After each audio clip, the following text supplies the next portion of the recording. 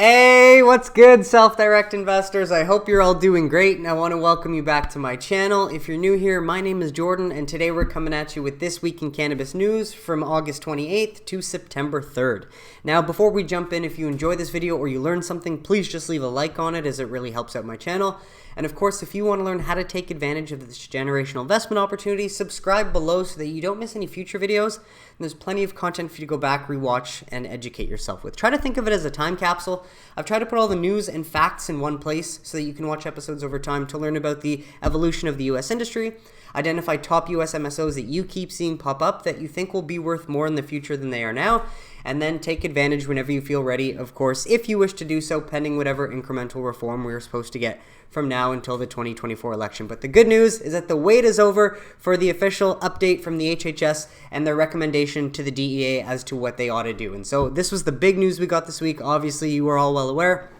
Thank you, BoJo, for the summary. Bravo to HHS Gov for recommending to the DEA a reclassification of cannabis to a lower risk Schedule 3 ranking. Sensible, good news for the sector. Now, keep in mind, this is still just a recommendation, and it is up to the DEA to follow suit. Now, as we'll see in the video when we go forward, there are lots of reasons to believe that the DEA will follow suit based on the recommendation.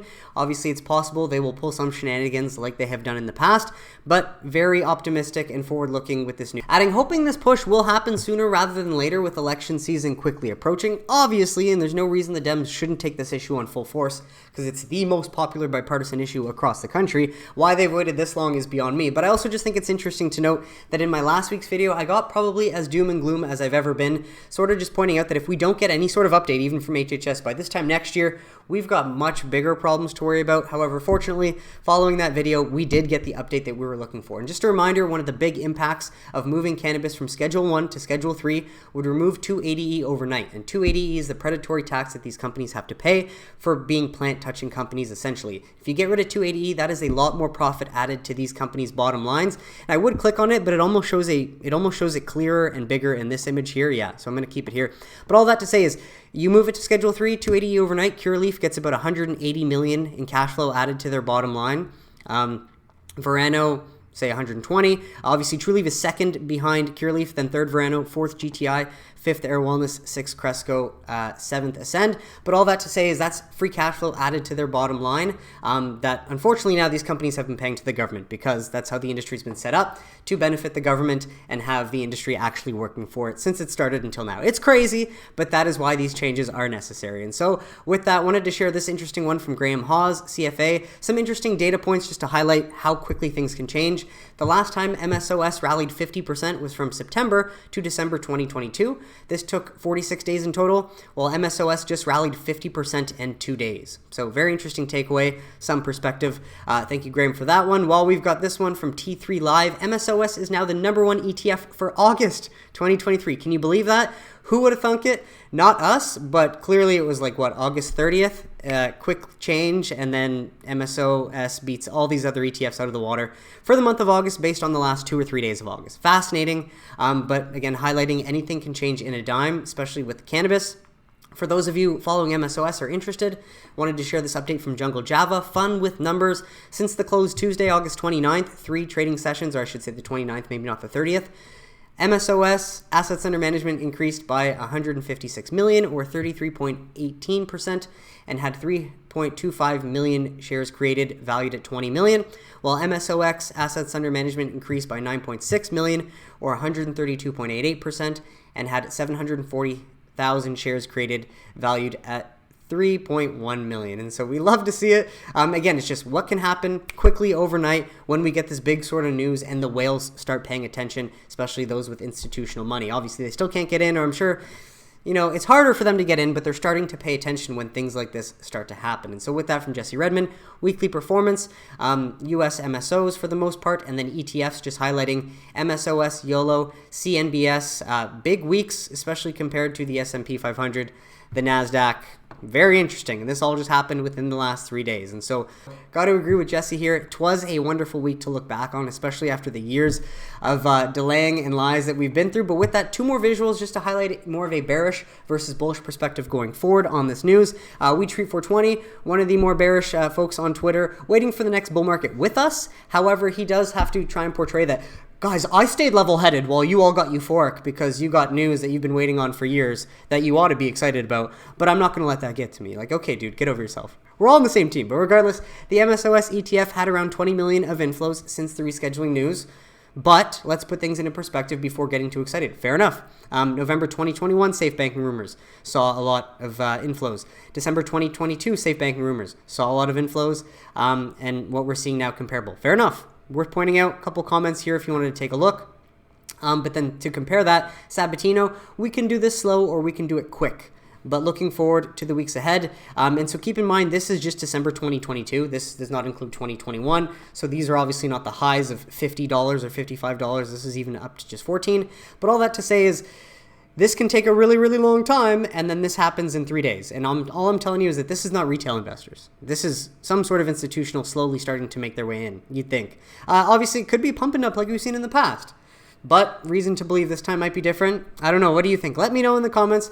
But all that to say, as Jay Marsh makes a good point down here, is we need new generations of investors. I don't know many people who have much more dry powder. I'm slowly starting to add more, but I sent 2,000 on Friday. I got to wait for it on Monday. And obviously, I'd love to get into air under $2 just to average down on my base position there. And then any future money I send in, I'm going to start accumulating with Green Thumb. But institutions with real powder, once they come in, we will notice. And so with that, just a few other things to highlight the ridiculousness of federal prohibition, even at this point. And we got a study coming in. 9 in 10 illicit cannabis samples contained pesticides, in striking contrast to regulated products, study finds. The test results affirm what reform advocates have long said, that regulations give consumers access to safer products. And I'm a little bit skeptical that 9 out of 10 samples from, any home growers have pesticides in it. I mean, maybe it's possible. But I do exercise a bit of skepticism here. But it's a new study reveals a striking contrast in safety between cannabis grown from illegal versus illicit markets in Canada, with 92% of unregulated cannabis, let's go into this a little bit further, testing positive for numerous pesticides compared to just 6% of regulated products. The fact that even 6% is testing, obviously troublesome, but should not be the case. There's more here if you wanted to pause to read. I just didn't plan to spend much time on this story. So if you're interested, pause to read. But again, more reason to obviously deschedule cannabis outright and legalize fully, so that, there's less cannabis with pesticides that people can purchase and possibly use themselves and harm themselves unknowingly. But, obviously I just think this data speaks for itself. And so more studies, though, just before we get to some of the details of that HHS announcement. This one from Open Exploration, published August 31st. Cannabis-based medicinal products, CBMPs, for the treatment of long COVID symptoms, current and potential applications. And why this one I think is fascinating is because over time, since COVID started, we had many studies coming out saying cannabis could be an effective treatment, whether it's for the cytokine storm reaction when people get COVID, or whether it's for the, they say long COVID here. And, I think you can still argue whether it's long COVID or possibly, side effects from experimental gene therapy. I don't think we really definitively know the difference between the two. Why I sort of dislike the mainstream media lumping all this into just long COVID when there's a lot more research that should be done into it. Obviously, they don't want questions to their narrative because that would, require them to do more research. And obviously, the news doesn't want to do that. But all that to say, we know there's a growing body of evidence that cannabis-based medicinal products can be used to treat symptoms including pain, anxiety, depression, fatigue, sleep, headaches, and cognitive dysfunction, which are commonly reported in long COVID, or anyone that doesn't take care of themselves, is too obese because they don't exercise at all, drinks too much alcohol, and abuses prescription medication. If they do it more regularly, they're going to be depressed and have all these symptoms too. They don't sleep enough. They get all their validation from external sources, and then when those external sources don't validate them anymore, they blame everyone else, especially those external sources, and not maybe looking in the mirror at themselves. And so how they draw all those symptoms to this, I think, is just nonsense. But that's just me. My opinion doesn't matter necessarily. All that to say is this is reason enough why we ought to have descheduled years ago so we could be much further along in this research. And all I wanted to do is bring you down to the conclusion, which highlights cannabis being very promising and call for, the research we should have been doing for the last 5 decades. But all that to say, I wanted to bring something up that's not necessarily cannabis related, but I think is very important, especially for anyone out there watching that's not aware of this. Now, this is just my opinion. Take it or leave it. It doesn't necessarily matter. But from someone who took 2 experimental gene therapies early on, and then never took anything else because I slowly started to pay attention afterwards, especially since I did have some chest pains after my second one. Fortunately, thank the Lord, I have had no adverse reactions to anything since then. All I want to point out is that I've had the flu in past years, but I've never had long flu. So why is all of a sudden long COVID a thing? And anytime the mainstream media tries to make something a thing, you become very skeptical of it. And all that to say, folks, whether you agree with this or not, there is this site out there. I find it usually by Googling how bad is my batch. But this is the link. I'll put the link down below in the comments, of course. But just to show you, for anyone that doesn't know about this website, this is one of the receipts I got from my gene therapy. And so the lot shows 092D. And so this is the one that I've looked up in the past. If you don't know about the site, whether you or family members have taken it, you can type in the batch that you've taken, and it will tell you the number of adverse events. And so from this one, there was 42 adverse events, 2 life-threatening illnesses, and 5 disabilities. Fortunately for me, knock on wood, no deaths, and it tells you essentially a breakdown of what people ended up having. And so, whether you want to believe this or not, and whether you're not aware of this or not, I just hope this can be used beneficially to help you improve your health and maybe your family's health and raise awareness going forward. And so, take from that what you will, folks. But with that, another study from Normal. Before we get to the HHS again update, I know lots of news when I only do one episode a week, but study, herbal cannabis provides sustained relief to patients suffering from neuropathic pain. So this is as of August 31st out of Hamburg, Germany. German investigators assessed the use of herbal cannabis in a cohort of 99 patients suffering from neuropathic pain. Participants in the study inhaled cannabis containing moderate levels of THC, 12 to 22% for 6 weeks, and researchers reported within 6 weeks on the therapy, median pain scores decreased significantly from 7.5 to 4. The proportion of patients with severe pain decreased from 96% to 16%. Promising results. That's huge. Sleep disturbance was significantly improved with the median of the scores decreased from 8 to 2. These improvements were sustained over a period of up to 6 months, and there were no adverse events reported.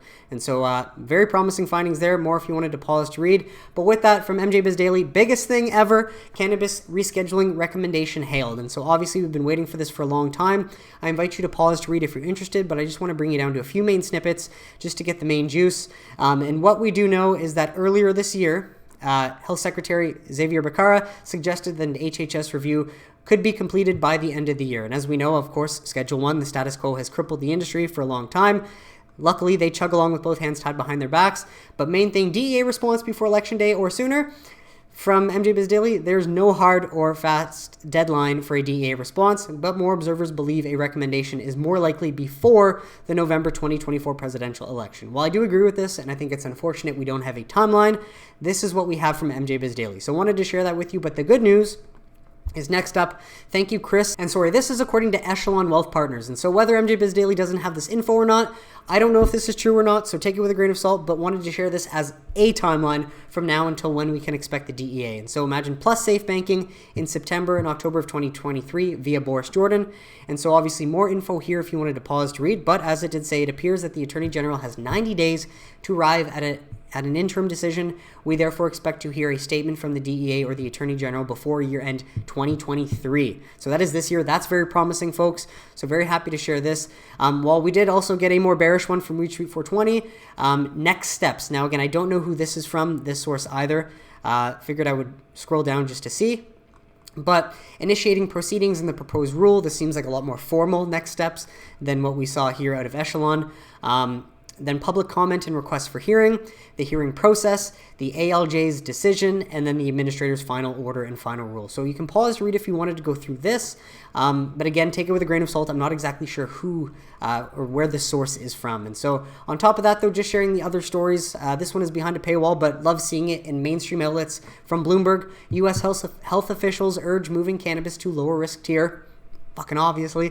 Change would remove drug from most restricted designation where it never belonged in the first place, because it's obviously a powerful medicine being used right now, and if to be in the Schedule 1 you have no medical value, too addictive to prescribe to anybody, obviously false. And because of that, cannabis industry stocks respond with double-digit jumps to this unprecedented news, and so we love to see it. As I mentioned, though, this one is behind a paywall, so link will be in the comments if you happen to have Bloomberg and want to go through that. But with that, from Forbes, HHS call to reschedule cannabis is a big deal. Here's why. And so again, not any information I haven't necessarily covered in other stories referencing this, but the main thing I wanted to find for you was, when are we going to hear back from the DEA, right? What is the timeline? And while I shared one with you, take it with a grain of salt, but what we have is at least before the end of the year, most likely we'll hear back. But so you can pause to read if you're interested to get more out of what Forbes has to say on this topic. But let's keep going as we got more. This one from the Dales report, as I believe this is actually an analysis from Pablo Zuanic. From Zuanic and Associates, used to be at Cantor. I think he's doing his own thing now. Anyways, I will put this link, the full link to his report, in the comments, but strong analysis from him. Key points in post-rescheduling rec analysis in his new report, which strikes an optimistic yet measured tone with supporting metric, very much worth a read. And so, as I mentioned, full link will be in the comments, but a snippet here if you wanted to pause to read what Pablo has to say. And so we got a lot of investment snippets here, so take these with a grain of salt. We're going to move through them pretty quickly, but love to see Dennis Rudev back. He used to pop in when we thought we'd get something cannabis related, and then he'd disappear, and now he's back. So clearly he thinks this time might be different. Trends, U.S. cannabis consumer behavior source, New Frontier Ventures.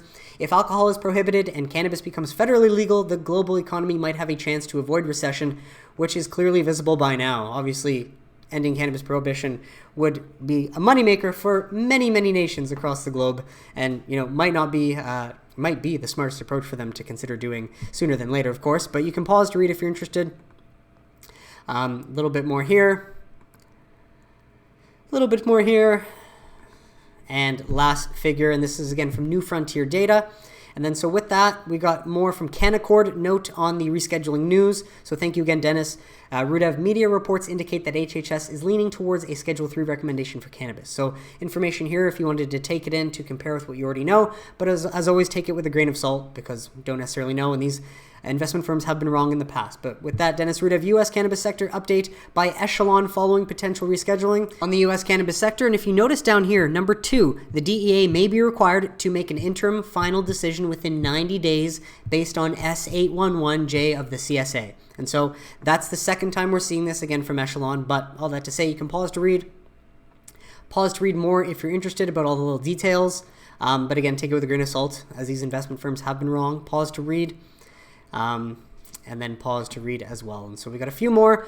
This one is by TD Cowen following the news yesterday. So again, thank you, Dennis Rudev, for sharing this. Otherwise, I wouldn't be able to provide all this to you so that you can, take it in and compare with what you know. But cannabis policy, HHS recommends Schedule 3 would fix 280E, not capital markets, though, apparently. But we actually have some news on that as we move forward. So take that with a grain of salt for now as well, but you can pause to read what is happening and TD Cowen's view on the recent news.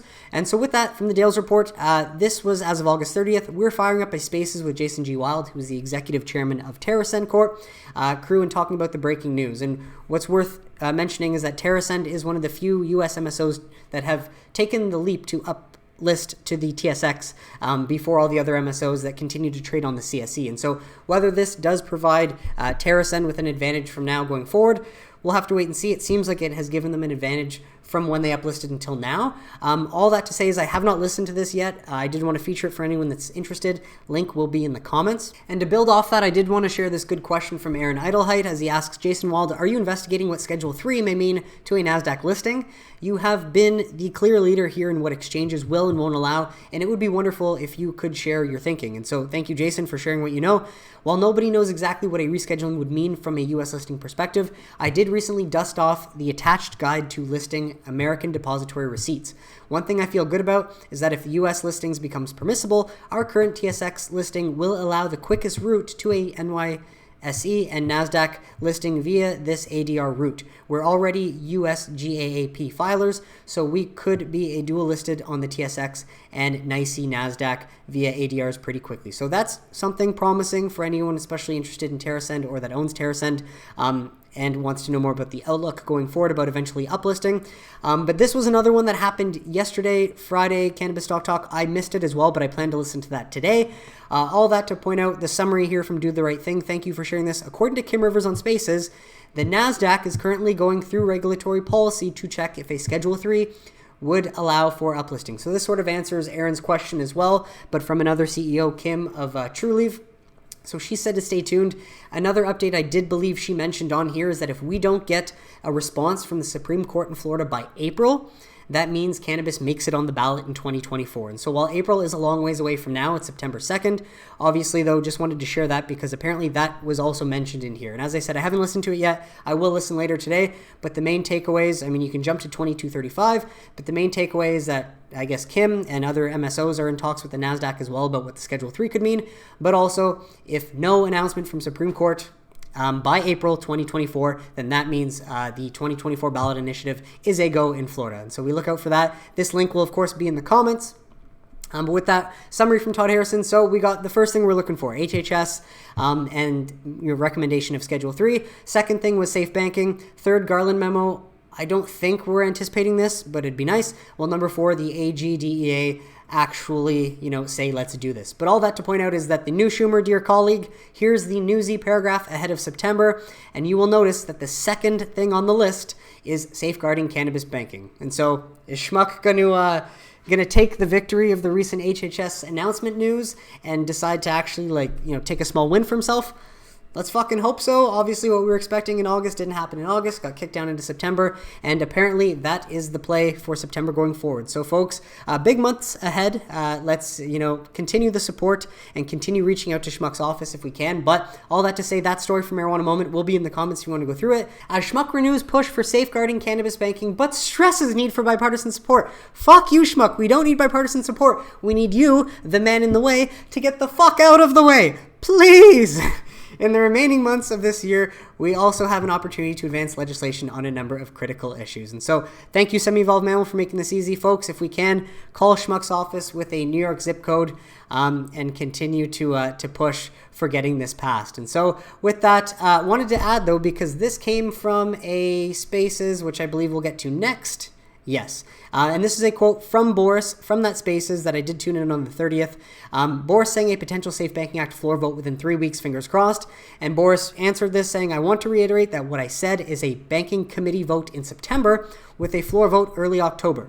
Still very big if that is true. And so just wanted to share the clip from the Cannabis chat rescheduling update. This one was August 30th that Boris, that it came from. I think that I agree wholeheartedly with the previous comments. I think this is a major event. We kind of were waiting for this. If you remember, a year ago, almost exactly, we had a 40% bounce in stocks on the back of Biden saying that he was going to ask the HHS to look at this. Everybody thought it would be a 3 to 5 year process. It's gone obviously a lot faster than the market thought. Thank God. I think that the FDA is on board. The DEA the DEA is basically saying, from what we're hearing, that if the president and his administration wants this, that it will go along, even though they were originally favoring Schedule 2. But what we're hearing is that they're basically on board as the president and the administration are on board for Schedule 3. Huge! I don't think, however, that, I'm more conservative. I don't think this gets to the president's desk until sometime next year, because I think this is a political issue. I don't think this is a natural Biden issue. I don't think Biden is for rescheduling or legalization. But, the politics and the election are driving this process for the Democratic Party. Not public health, I think they're going to try and let slow play it until next year so it can be something they can run on. And I think the best case scenario, and again, there are other people that think it's December, I think it's more of a February to a June issue in terms of when it gets to the president's desk. But the fact that it looks as though this is going to happen, I think from an operational and cash flow perspective, is a major win for the sector and for the whole industry.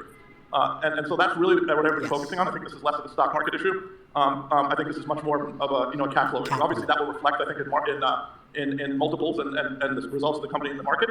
But I think this doesn't help in uplisting. This doesn't help on custody. But what this does do is it produces a tremendous amount of free cash and profitability for the sector. Yeah, Boris, do you think this? How do you think this potentially ties to safe banking, or does it not at all? Here we go. So, guys, they are not directly tied. I'm walking on the streets. I just got off a long call on safe banking and all our people, and we have over 50 people that are hitting all the various senatorial offices for banking committee over the next 2 weeks. Because I don't want to.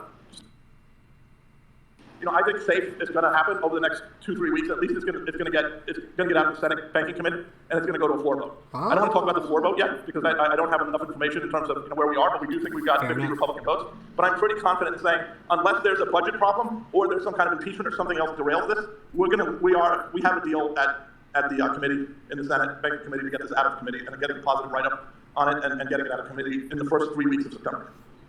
And the reason I say 3 weeks is because they only come back on the 5th. So it's actually 2 weeks, but because they only come back on the 5th, it's going to be a third week of September. Okay, and so there it is, folks. Just wanted to give you some timelines. Boris thinks it's going to be more of February, July of next year versus the timeline of the DEA responding by December. We don't know, but just wanted to give you as much info so that you can plan accordingly for your own situation. But definitely recommend grabbing the link and tuning into that. Boris comes in basically in the last 10 minutes, so worth listening to the rest if you're interested. But on to some state news. As charting, Connecticut recreational cannabis sales are getting higher. And so as you can see, clearly, since launching in January of 2023, increasing month over month, which we do love to see, especially recreational cannabis purchases. And so some data here if you wanted to read. Since launching in January, 68.9 million has been sold, on average about 9.8 million per month. First month, they're about 5 million in sales, but in April, the amount more than doubled, reaching over 10 million. And they continue to steadily see an increase. Over 50% of total sales, about 35 million came from flower. Flower remains king in most markets. Another 30% came from vapes, 14 from edibles. And so over 68 million in adult use weed sales since retail started. Love to see it. In Connecticut, full link in the description if you want to go through that. But with that, from High Times, Arkansas's medical cannabis sales set to surpass last year's record of 270 million, which we love to see, but the state is conservative even by Republican standards. Yep, fair enough, but I'm sure they don't regret ending cannabis prohibition now, at least for medicinal, so they can provide a safer, non-addictive alternative to those in their state, and clearly they're making some money. I'm sure some Republican eyes are paying attention to that. And so people of Arkansas spent 23.2 million on medical cannabis in July. According to the Department of Finance and Admin, such recent spending is set to surpass the state's record sales from last year. Scott Harden, a spokesperson for the Department of Finance, notice that every single year, record sales, says July sales numbers demonstrate Arkansas will exceed 2022's record cannabis sales, which reached 270 million. And so more here if you wanted to learn about what Arkansas is doing and what they're on pace for, but love to see that. Again, a smaller red medical market seeing success, although, we're not hearing about it that much. With that, from the Office of Medical Cannabis Use, this one from Florida, looking at the past week, no new dispensaries were open from August 28th to September 1st, but we did see the qualified patient count increase up to 842,512, which represents a measly week-over-week increase of 932 patients. So not ideal to see that number go down so low, but still week-over-week, more and more patients are choosing cannabis over, other options in Florida, which is promising. And so with that, dispensations for the week of August 25th to the 31st, we got all the MSOs active in the state. We got the number of dispensaries they have online and operational. And then for this past week, we could see the number of milligrams of THC sold, milligrams of CBD sold, and ounces of smokable flower. And so we'll love to see strong sales across the board as that continues. And then fortunately, Connoisseurs.io is back with his weekly Florida market share comp sheet. So Florida OMMU weekly update from August 25th to the 31st. Market share as percentage of total for each product segment. We see flower, market share leader, Trulieve remains number 1. Move number 2, which is Verano. THC, Trulieve number 1. Air Wellness number 2. CBD, Surterra Wellness number 1. Trulieve number 2. Qualified patient count is included in here now. As well. I might not even need to reference this, although I still do want to at least give you guys access if you're not familiar. All that to say is we'll take you right to the visual charts that make it easy. Total flower sales by ounce, or total flower sales in ounces by company. Pause to take a look. Total THC sales by company. Pause to take a look. Total CBD sales by company. And then total dispensing locations by company as well. And so with that, Alabama medical cannabis regulators plan third round of licensing amid ongoing delays, probably because Verano's suing them. We could be looking at least 4 to 8 months before we're able to actually get a crop out, which is just very sad. Unfortunate that seems politics and activism is getting in the way. I don't know a whole lot about this, I will admit though, but full story in the comments if you want to go through it. All that to say is we just hope that this can get going eventually so that those in Alabama that need a safer, non-addictive medicinal alternative can finally get it. And so from Marijuana Moment, Arizona cannabis business sues over unlawful license transfer as state social equity program comes under scrutiny. What do you know? Another social equity program coming under scrutiny.